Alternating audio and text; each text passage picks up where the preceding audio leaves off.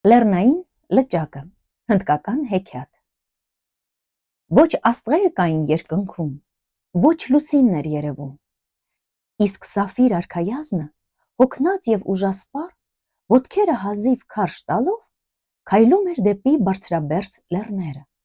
ու թվում էր երբեք չի հասնելու։ Այնտեղ լեռներում էր նրա ճանապարհի վերջը, նրա երազների աշխարհը։ 12 շաբաթ նա թափառել էր փոշոտ տափաստաններում յոգի հագուստով ծպտված, և հիմա անցորդները հետաքրքրությամբ էին նայում նրան, որովհետև քրչոտ հագուստն ու մուրացկանի թասը ամենևին չէին սազում նրա լայն ուսերին, համարձակ հայացքին ու երկար մկանուտ սրունցքներին։ Նա Դելլիի թագաժառանգն էր, և նրա համար դժվար էր թաքցնել արքայական ծագումը։ Մի լուսնյակ գիշեր, ջամնագետին նայող իր մարմարապատ պատշգամբում քնած, նա երազում տեսել էր այդ լեռները և այդ լեռներում գտնվող տանձաձև լճակը և լճակի կենտրոնում երևացող կղզին և փրփրաբաշ ալիքների վրա սահող փոքրիկ կերպարանքները, և լճակին կանգնած մի փոքրիկ աղջիկ էր տեսել, որը մտասույզ նայում էր կղզու կողմը։ Այնքան վեհություն կար նրա կեցվածքում, այնքան սքանչելի էր նրա փխրուն մարմինը, որ երբ արքայազնը արթնացավ, թվաց, թե սիրտն այնտեղ լեռներում էր թողել։ Ամբողջ օրը անհանգիստ էր, աչքերի առջև անընդհատ լճափին կանգնած գեղեցկուհու կերպարանքն էր։ Նա խորհուրդ էր արել արքունական աստղագուշակի հետ, սա էլ իր հերթին խորհուրդ էր արել աստղերի հետ և արքայազնին ասել էր. «Գնա դեպի հյուսիս, գնա մենակ, ոտքով, գտիր քո երազի լճակը և նրա ափին ճգնիր 20 լուսնային ամիս, դրանից հետո միայն դու կգտնես քո ցանկալիին»։ Իսկ հիմա առջևում հազիվ էին նշմարվում այդ լեռները, որոնք հսկա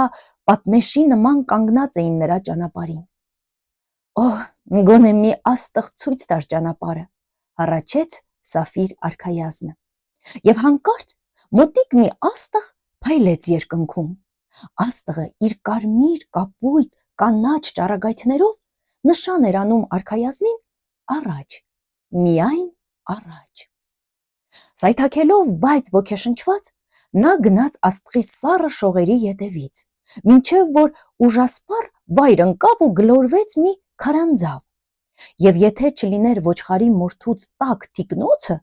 որը նվեր էր ստացել ճանապարհի վերջին գյուղում, նա անպայման կսառչեր։ Լեռնային ցուրտը կհյուծի ջահել բիզոնին անգամ, մորթին տալով ասել էր ըմբիշը, և հիմա երախտագիտության զգացումը սրտում Սաֆիրը քուն մտավ հաստ թիկնոցով փաթաթված։ Լուսադեմին արևի շողերն ընկան արքայազնի դեմքին ու արթնացրին նրան։ Նա երկար էր քնել։ Սաֆիրը արագ դուրս վազեց քարանձավից ու ներքևում տեսավ պարզ վճիտ լիճը։ Ջրի վրա սահում էին վեհապանծ կարապներ, իսկ կենտրոնում կղզին էր շրջապատված ժայռերով, որոնց լանջերին կապույտ սոճու և եղևնու անտառներ էին փռված։ Կղզում լռություն էր։ Մի պահ անշարժ կանգնեց Սաֆիրը, հետո ձեռքերը վեր կարկառեց ու գոչեց. «Ով երկնավոր, թող փառաբանվի քո անունը, իմ երազը երազ չէր, իմ տեսածը իրական էր ու ճշմարիտ, ես կկատարեմ քո պատվիրանը և 20 լուսնային ամիս կճգնեմ լճափին»։ Եվ քարանձավը դարձավ նրա տունը, որի մուտքից արքայազնը ամեն օր տեսնում էր արևածագը։ Նրա ականջները շուտով վարժվեցին թռչունների դայլայլին, բորենու ոռնոցին, եղնիկների բառաչին ու արջերի մռթմռթոցին։ Միայն մարդկային ձայնն էր, որ չէր խանգարում նրա ճգնավորությանը։ Ժամանակ առ ժամանակ մի տարօրինակ ոռնոց էր տարածվում հովտում և արձագանքվում էր լեռներում։ Արքայազնը հավատացած էր, որ դա իրենց ազատությունը կորցրած ոգիների ողբն է։ Ամեն անգամ, երբ լուսնի մահիկը հայտնվում էր երկնքում, Սաֆիրը նշան էր անում քարանձավի պատին։ Շուտով 19-րդ գծիկը դրվեց, 20-րդից հետո ժամկետը կլրանար։ Եվ երբ կղզու ժայռե պարիսպների հետևից 20-րդ անգամ դուրս սահեց լուսինը, Սաֆիրի տառապանքներն ավարտվեցին։ Այդ գիշեր նա չկարողացավ քնել սոճու ճյուղերից պատրաստված իր անկողնում։ Ժամանակը ասես կանգ էր առել։ Վերջապես լույսը բացվեց, իր հետ բերելով գարնանային փառահեղ մի օր։ Օդը լի էր տարօրինակ երաժշտությամբ, եւ քարանձավից դուրս նայելով Սաֆիր արքայազնը տեսավ հարյուրավոր փոքրիկ կերպարանքներ, որոնք հետ ու առաջ էին վազվզում։ Արքայազնը քարանձավից դուրս եկավ այնպես զգուշորեն, կարծես եղնիկ էր դարանակալում։ Ընկնող քարի ձայնն անգամ կփախցներ մարդուկներին, իսկ նա ուզում էր լսել, թե ինչ էին խոսում նրանք, եւ որքան հնարավոր էր մոտ գնաց։ Թագուհին արգելել է կղզու կողմը լողալ,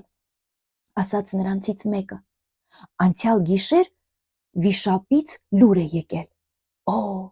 չարի ծնունդ, իսկ ինչ է ուզում։ Ինչ իմանամ, հավանաբար որևէ վատ բան, որովհետև թագուհին աղի արցունք էր թափում ու ասում. Իմ խեղճ ժողովուրդ,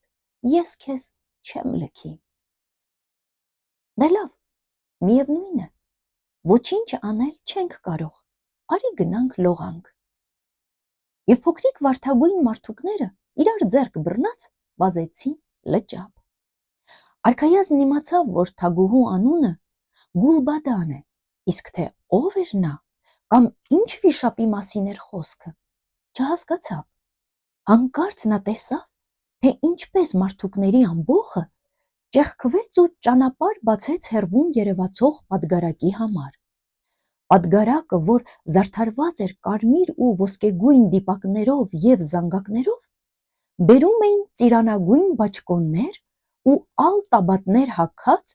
4 տղամարդ, որոնք մինչև ծնկները հասնող կանաչ մորուքներ ունեին։ Ճանապարհի երկու կողմերում կանգնած մարդուկները, որոնց մեջ կային նաև կանայք, հարգալից խոնարհեցին գլուխները։ Վերջապես շքախումբը կանգ առավ այն թփուտի մոտ, որի հետևում կանգնած էր արքայազնը։ Մի փոքրիկ ձեռք, որի չքնաղ մատները շողշողում էին թանկագին քարերով, բարձրացրեց մետաքսե վարագույրը, եւ Գուլբադան թագուհին դուրս եկավ պատգարակից։ Սաֆիր արքայազնի սիրտը թփրտաց։ Այդ նա էր, ում ինքը տեսել էր երազում, ջահել, ծաղկի ցողունի նման սլացիկ եւ նույնքան սքանչելի, որքան բոսորագույն մանրիկ վարդերը, որ ծաղկում էին իր հայրենիքում։ Շեփորները լռություն ազդարարեցին։ Մարդուկները անցկալից հայացքներով նայում էին իրենց թագուհուն։ Իմ ժողովուրդ, ես վատ լուր ունեմ ձեզ հայտնելու, ասաց Գուլբադանը մեղմ, երգեցիկ ձայնով։ Բելքհուշ վիշապը խնդրել է իմ ձեռքը։ Եթե մերժեմ, նա սպառնում է նվաճել մեր երկիրը։ Սուք ու շիվան բարձրացավ։ Մարդուկները գիտեին, որ չեն դիմանա վիշապի արշավանքին, բայց իրենց սիրելի թագուհուն կորցնելը ավելի էր սարսափեցնում նրանց։ Հանգստացեք, ասաց Գուլբադանը, նա այստեղ է եւ սպասում է ինձ կղզում, եւ կարծես ի պատասխան նրա խոսքերի կղզուց դղրդյուն ու ճայթուն լսվեց։